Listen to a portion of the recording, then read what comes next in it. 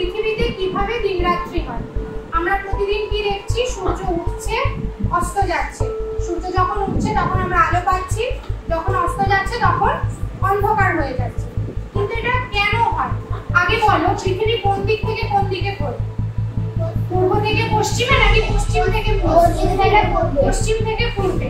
তাহলে দেখো ঠিক বিপরীত ঘটনাটা কিন্তু সূর্য ওঠার ক্ষেত্রে হচ্ছে। সূর্য কিন্তু পূর্ব দিক দিয়ে উঠছে আর পশ্চিম দিক দিয়ে অস্ত যাচ্ছে। আদমে কি সূর্য ওঠে আর সূর্য অস্ত যায়? যায় না। এবার দেখো, ধরে নাও এটা তোমাদের পৃথিবীর একটা অংশ, তো পুরো গোল অংশ। এবার ধরো সূর্যটা এখানে আছে, ঠিক আছে? আমি এখানে দেখো একে বুঝিয়েছি। সূর্য যখন মাঝখানে, সূর্যকে মাঝখানে রেখে পৃথিবী ঘুরছে।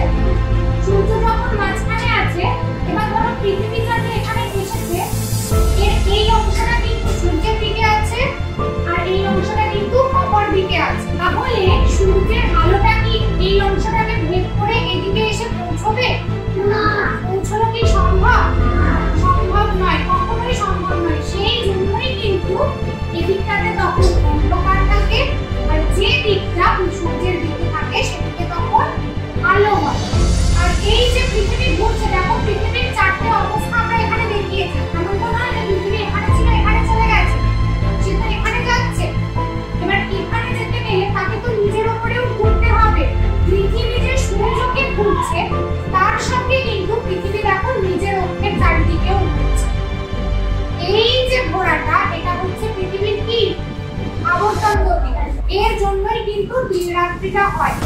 ধরে নাও এই হাতের অংশটা হচ্ছে সূর্য। এবার দেখো পৃথিবীর এই অংশটা সূর্যের দিকে আছে, তার মানে এখানে কি হবে? দিন হবে। আর এই দিকটা যে সূর্যের দিকে নেই, এই অংশটা কি হবে? রাত্রি হবে।